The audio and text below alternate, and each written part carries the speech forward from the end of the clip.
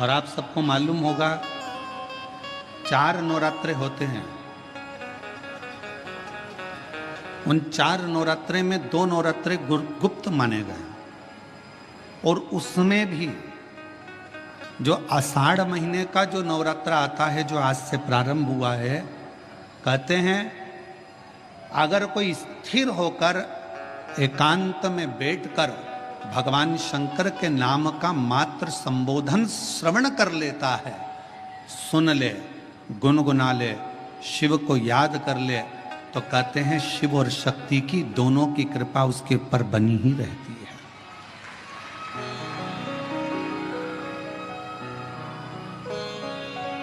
और आज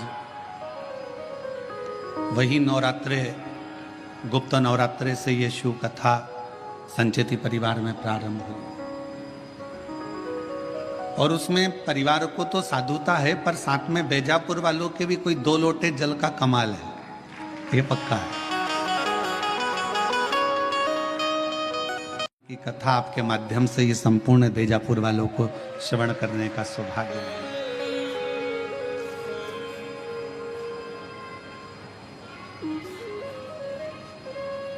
और वो भी इस पवित्र नवरात्रि के अवसर पर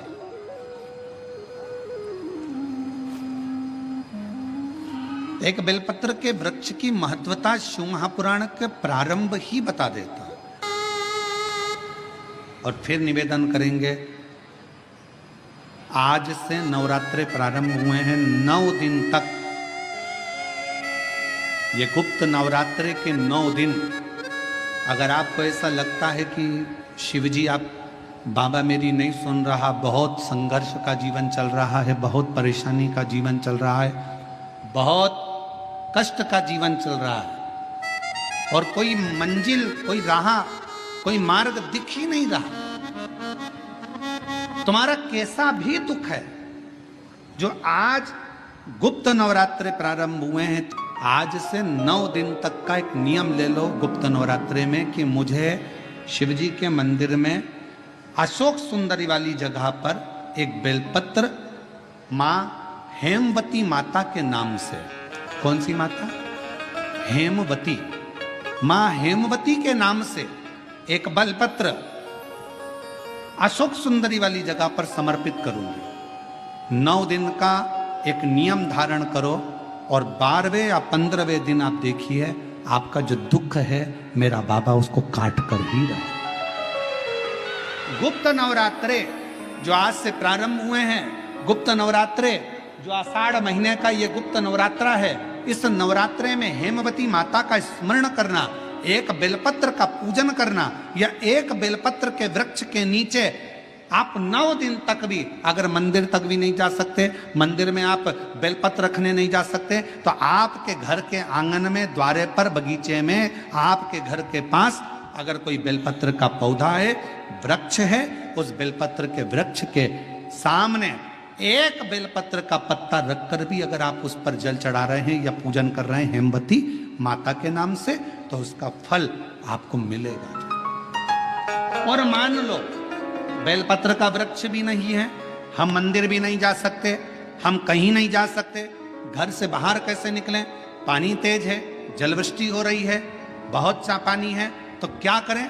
अपने घर में जो शिवलिंग है, तुम्हारे घर में अगर जो शिवलिंग है, तुम्हारे घर में जो शिवलिंग विराजमान है, उसी शिवलिंग के साक्षी में, सम्मुख में भी अगर हेमवती माता का नाम लेकर अगर एक बेलपत्र समर्पित करोगे 9 दिवस तक, तो उसका फल मिलेगा जरूर, उसका फल मिलेगा। फिर से बोलो, कौन माता? हेमवती। कौन है ये? शिव महापुराण की कथा कहती है, जब माता पार्वती जी हिमालय राज के घर में प्रगटी और हिमालयों की कंदरा में बैठकर मां पार्वती जी जब तप साधना में लीन हुई, जितनी परीक्षा भगवान शंकर ले सकते थे, शिवजी ने सारी परीक्षा ली। ब्रह्मदेव परीक्षा लेने आए, भगवान नारायण परीक्षा लेने आए, इंद्रदेव आए, सप्तऋषि आए, सारे साधु संतों को परीक्षा लेने भेजा, पर मां उन परीक्षाओं में पास होती चली गई। तब भगवान शंकर ने दर्शन देकर कहा, पार्वती आज से तुम्हारा नाम हेमवती रहेगा।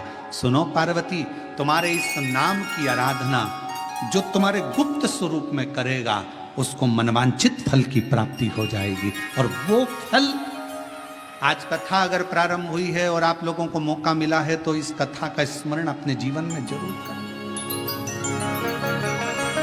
क्या पता भोलेनाथ जी ने बेजापुर वालों पर बड़ी कृपा करी है, बहुत बड़ी कृपा करी, जो नवरात्र में कथा मिली और आप लोगों को ये कथा का चरित्र श्रवण करने को पहले दिन ही मिल गया। बीच में मिलते तो 2-3 दिन निकल गए होते।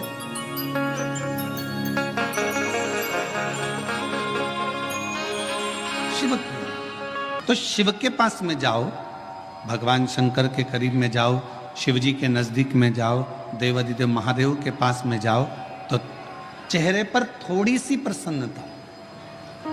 और तो और हमने शिव महापुराण की कथा के माध्यम से पहले भी आपको कहा, आप 1 लोटा जल शिव जी को नहीं चढ़ा सकते।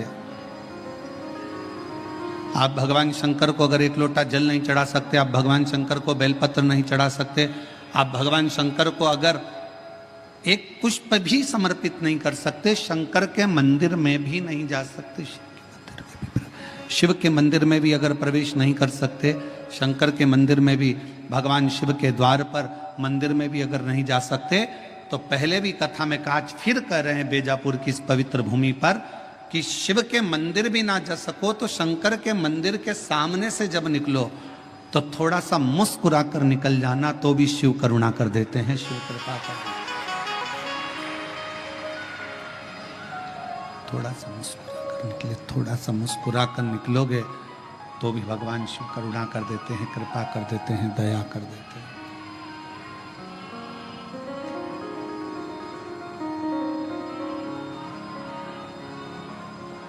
शिव करुणा सागर है, शिव दया सागर है, शिव कृपा सागर है।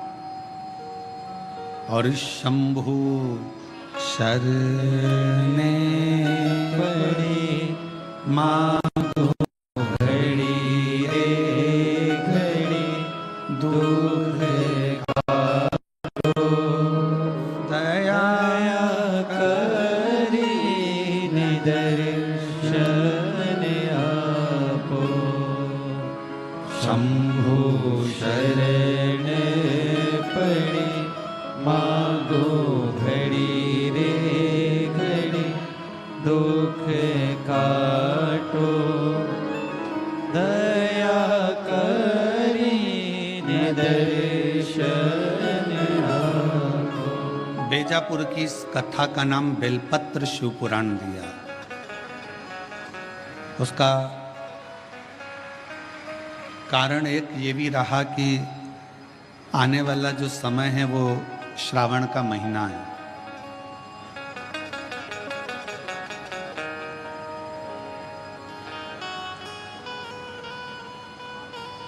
आने वाला जो समय है वो श्रावण का महीना है, और श्रावण के महीने में जब आप और हम प्रवेश करें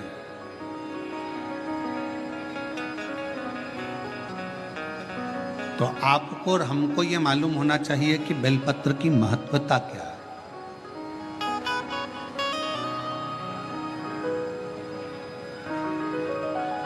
संचेती परिवार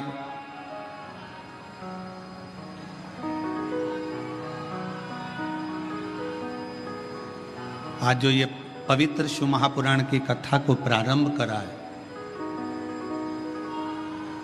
मैं संचेती परिवार को तो बधाई देता ही हूँ, साथ में संपूर्ण देशवासियों को बधाई देता हूँ कि आज गुप्त नवरात्रे के पहले दिन से ये शिव पुराण की कथा प्रारंभ हो रही है। और आप सबको मालूम होगा 4 नवरात्रे होते हैं। उन 4 नवरात्रे में 2 नवरात्रे गुप्त माने गए, और उसमें भी जो आषाढ़ महीने का जो नवरात्रा आता है, जो आज से प्रारंभ हुआ है, कहते हैं अगर कोई स्थिर होकर एकांत में बैठकर भगवान शंकर के नाम का मात्र संबोधन श्रवण कर लेता है, सुन ले, गुनगुना ले, शिव को याद कर ले, तो कहते हैं शिव और शक्ति की दोनों की कृपा उसके ऊपर बनी ही रहती है।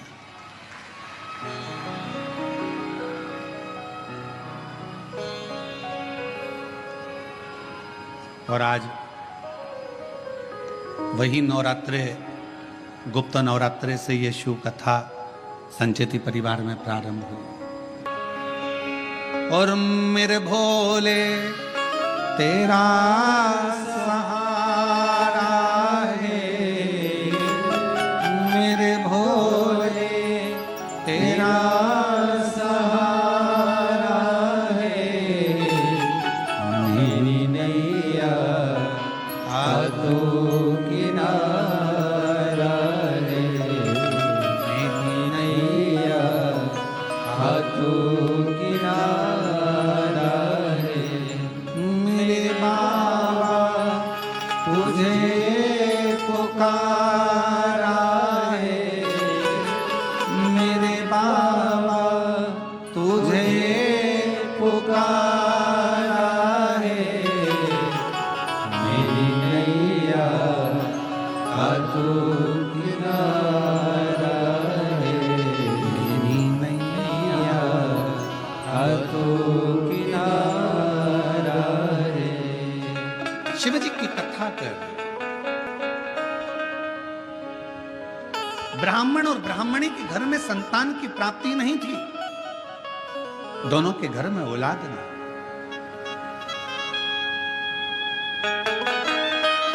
श्रेष्ठ 2 गांव छोड़कर रहता था, जिसका नियम था एक बेलपत्र को समर्पित करना, शिवालय जाना, शंकर जी को एक बेलपत्र बाबा के शिवलिंग को समर्पित करना, बाबा को चढ़ाना, विनय करना, निवेदन करना। एक दिन ब्राह्मणी मंदिर से आ रही थी, देवलोक से इंद्र की धर्मपत्नी इंद्राणी सची देवी अपनी सहेलियों के साथ में भूलोक भ्रमण के लिए, मृत्युलोक पे भ्रमण करने हैं।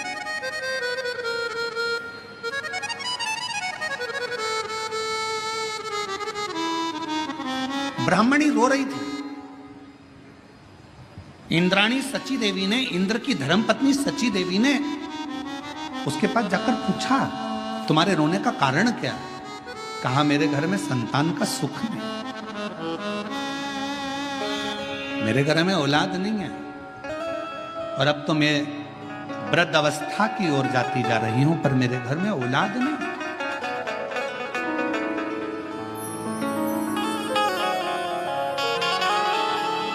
अब मैं किससे कहूं? इंद्राणी सची देवी ने कहा, तुम मुझे पहचानी नहीं हो, मैं इंद्र की धर्म पत्नी हूं सची, मैं इंद्र की धर्म पत्नी हूं इंद्राणी।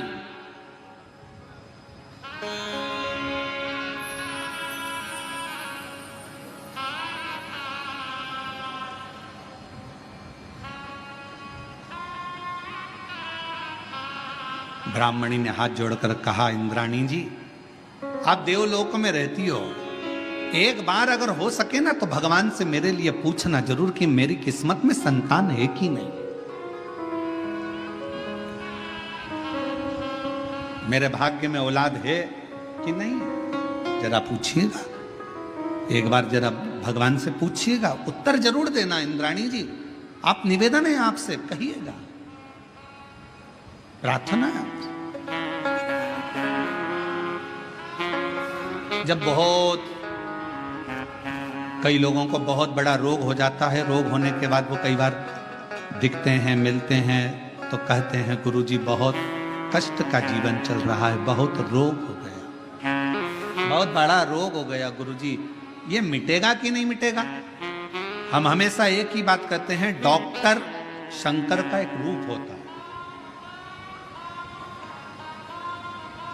जब भी अगर शरीर में तकलीफ आए, कष्ट आए, बीमारी आए, तो एक बार अपने डॉक्टर के पास जरूर जाओ और डॉक्टर से जाकर कहो कि मेरे शरीर में रोग आ गया, बीमारी आ गई, वो तुम्हें जांच करने का, वो तुम्हें दवाइयां खाओ, वो तुम्हारी जांचें करवाए, जांचें करवा,